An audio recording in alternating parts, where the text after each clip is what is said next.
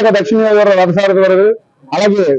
రాష్ట్ర ఎన్టీఆర్ వైద్య సేవ చైర్మన్ వర్యులు మన గౌరవ సిద్ధరామ సుధాకర్ గారి జన్మదిన వేడుకలు పురస్కరించుకొని విశాఖపట్నం దక్షిణ నియోజకవర్గంలో ఉన్న ప్రతి వార్డులోని, అలాగే ప్రతి ఒక్క వార్డులో కూడా అంబరాన్ని అంటే సంబరాలతో ప్రతి ఒక్కరు కూడా స్వచ్ఛందంగా ఆయన తాలూకా జన్మదిన వేడుకలు జరుపుకుంటున్నారు అంటే దానికి ఒకే ఒక కారణం ఆయనలో ఉన్న నాయకత్వం. అలాగే విశాఖ దక్షిణ నియోజకవర్గంలో ఉన్న ప్రతి ఒక్క తెలుగుదేశం పార్టీ నాయకుల్ని, కార్యకర్తల్ని కంటికి కాపాడుకునే విధానం కానివ్వండి, నాయకత్వ లక్షణాలు కానివ్వండి, అలాగే పేద బడుగు బలహీన వర్గాలందరికీ కూడా ప్రభుత్వ సంక్షేమ పథకాలని ఫలాలని కూడా అందించడంలో ఆయన చూపించిన నాయకత్వ లక్షణాలు కానివ్వండి ప్రతి ఒక్కరికి కూడా నచ్చి ఆయన ఈ రోజు విశాఖపట్నం దక్షిణ నియోజకవర్గంలో లేకపోయినప్పటికీ కూడా పుట్టినరోజు సందర్భంగా కడగడ వెళ్లి అమ్మవారి దర్శనం చేసుకున్నప్పటికీ కూడా ఆయన తాలూకా జన్మదినాన్ని ప్రతి ఒక్క దక్షిణ నియోజకవర్గంలో ప్రతి ఒక్క పల్లెల్లోని, ప్రతి ఒక్క వార్డుల్లోని, ప్రతి ఒక్క సంఘంలోని కూడా ఈ రోజు నిర్వహిస్తున్నా ఉన్నానంటే అందుకు గల కారణం ఆయనలో ఉన్న నాయకత్వం చెప్పేసి మీకు నిలబడగా తెలియజేసుకుంటే ఈ రోజు మా విశాఖ దక్షిణ నియోజకవర్గం 35వ వార్డు పరిధిలో వినూత్నంగా 35వ వార్డు రామకృష్ణ రైతు బజార్ చిల్లర వర్తక లక్ష్మీ గణపతి చిల్లర వర్తక సంఘం ఆధ్వర్యంలో కూరగాయల పంపిణీ కార్యక్రమం, అదేవిధంగా మైనార్టీ నాయకులు చంద్రబాబు గారి తాలూకా ఆధ్వర్యంలో మామిడి పళ్ళు పంపిణీ కార్యక్రమం, అదేవిధంగా సచివాలు ఆనంద్ శ్రీ దుర్గాలమ్మ ఆలయ దేవస్థానం ధర్మకర్త సచివాలు ఆనంద్ గారి ఆధ్వర్యంలో అన్నా క్యాంటీన్ దగ్గర సుమారుగా 550 మందికి మహా అన్నదాన కార్యక్రమం కానివ్వండి, అదేవిధంగా గాయత్రి విద్యా సంస్థల అధినేత కొనతాల శ్రీనివాస్ గారి ఆధ్వర్యంలో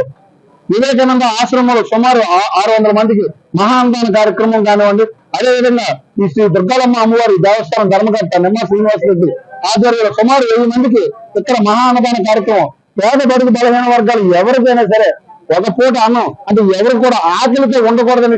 ఒక పూట అన్నం అమ్మవారికి నివేదించి ప్రత్యేక పూజలు పుట్టినరోజు సందర్భంగా ప్రత్యేక పూజలు నిర్వహించి తదనంతరం ప్రతి ఒక్కరు కూడా మహానదాన కార్యక్రమం ఏర్పాటు చేయడం జరిగిందని మీకు మీ దగ్గర తెలియజేసి విశాఖపట్నం దక్షిణ నియోజకవర్గంలో ఒక ఇన్ఛార్జిగా అయిన తర్వాత మాకు మొదటి పుట్టినరోజు ఇదే. దానికి వార్డు మొత్తం మీద కార్యకర్తలు కానీ, లీడర్ కానీ, నాయకులు కానీ, అలాగే యువత, మైనారిటీలు, ఎస్ఎస్ఎల్ ప్రతి ఒక్క కమిటీ వాళ్ళు కూడా ఆనంద ఉత్సవాలతో ఈ ఒక కార్యక్రమంలో పాల్గొన్నందుకు మనస్ఫూర్తిగా ధన్యవాదాలు. ఎందుకంటే వ్యక్తి మంచివాడు, ప్రజల్లో ఉన్న వ్యక్తి, ప్రజాసేవ చేసిన వ్యక్తి, ప్రజలకు కష్టం వస్తే ఆదుకున్న వ్యక్తి. అలాంటి వ్యక్తికి ఏ రూపంగా ఏది చేసినా ఆయన రుణం తీర్చుకోలేము. రుణం తీరగానే అందరూ అందుబాటులోకి వచ్చి పంటసాల తరపున కానీ, కూరగాయల పంటలు కానీ, ఫ్రూట్స్ పంటలు కానీ, తర్వాత మామిడి పళ్ళు పంటడం కానీ ప్రతి ఒక్క కార్యక్రమంలో కూడా ప్రతి ఒక్కరు కూడా మంచి ఆనందంతో కార్యక్రమం చేశారు. అతనికి మట్టుగా ఆ తల్లి ఆశీర్వాదం, దుర్గాలమ్మ తల్లి ఆశీర్వాదంగా ఉండి 100 ఏళ్ళు ఆలోచించి ఇలాంట అన్న సంతానం ముందుకు ఇంకా ఎక్కువ చేయాలని, మంచి ఉన్నత స్థానంలో మంచి పదవులు పొందాలని మనస్ఫూర్తిగా